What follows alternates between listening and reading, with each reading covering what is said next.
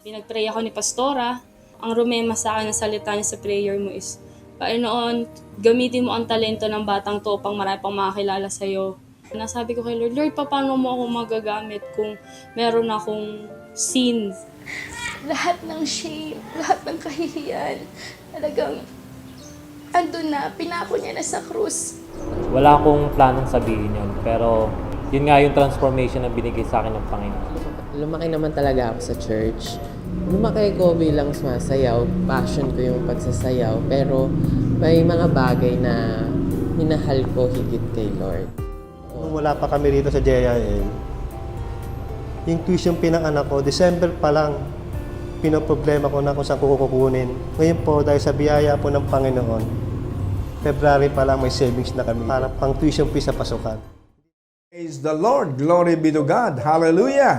Congratulations to JIL people ng Maricrest Complex. Wow! Ang ganda-ganda ng pangako ng Panginoon. Hindi mo pa nauubos yung blessing ng Diyos sa'yo.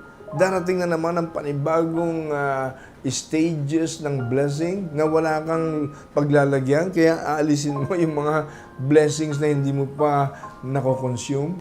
Patuloy kayong maging matapat sa Panginoon at ako'y nananampalataya.